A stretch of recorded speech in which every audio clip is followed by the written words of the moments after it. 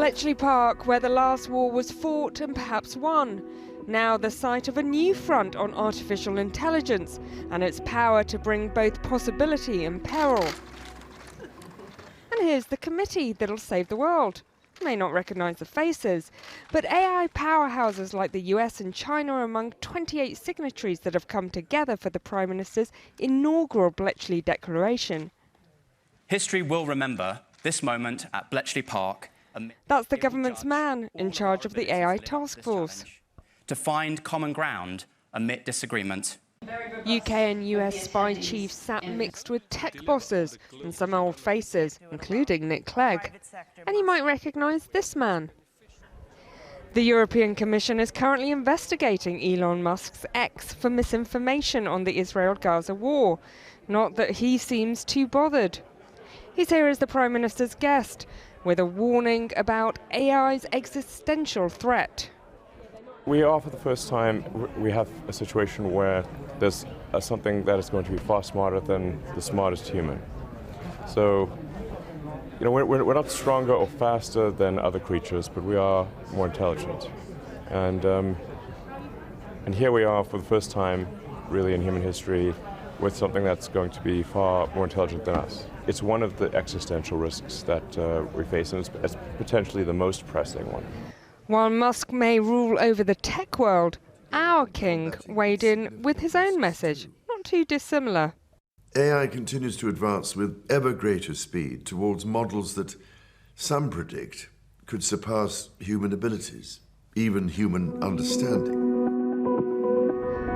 So what will the world of AI look like? One of the three godfathers of AI, Professor Yoshua Bengio, sat down with us to talk about the need for regulation as well as an independent new body made up of top scientists and academics like him. It's a global problem and we need coordination at the global level. But we can't wait for 10 years to get to a treaty, because the risks are coming in maybe the next few years. And that's why mostly each nation is going to do their own regulation. Maybe some values are going to be emphasized in some countries and some other values are going to be emphasized differently in other countries. But we can all agree on some basic principles of safety. And look, is that what you're hoping from Bletchley? Yes. So just having those conversations at the highest level is already the most important step. And what is the big risk? I'm a big proponent of open source and open science. I'm a scientist. I want knowledge to be shared. But not all knowledge. When it's dangerous, it becomes like a weapon. We don't allow anybody to have weapons. And when the weapons are very powerful, the rules are even stricter. Companies will have to demonstrate that their systems are safe before they even finish building them and deploying them. But companies would say this is going to hold us back in the face of Chinese acceleration. All bullshit. We would not accept that pharma would distribute drugs that are toxic. They have to prove that they're not toxic. So what about all the anxieties about democracy, our jobs and misinformation? Should people be worried? They should be worried. And all of these things are true. The power gives you the ability to bring good or bad things. And that's why democratic governance is so important. We have to make sure these powerful tools will be used for good and in a safe way to avoid the bad things. The codebreakers are sounding the alarm, but in many places, AI is already helping improve people's health on the ground.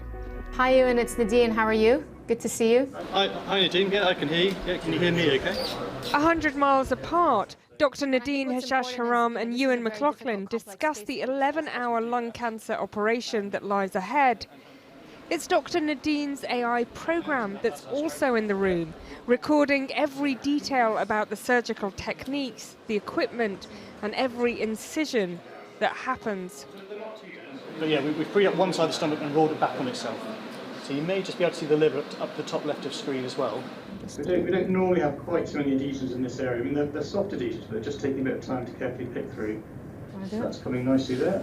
It's just a bit of just careful sort of patience really just to take it out. Dr. Nadine believes AI will revolutionise medical care, not just in the UK, but around the world.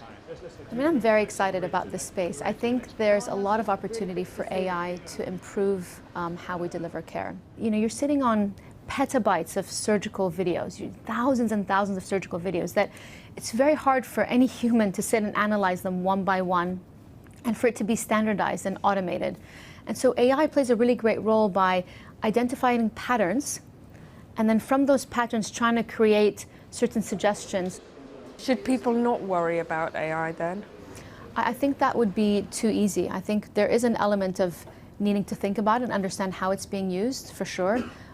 But what I hope out of this summit is we're going to be putting more thought around governance, structures, and how we build trust with the public around it. So you would welcome some regulation? I would welcome some regulation, yes.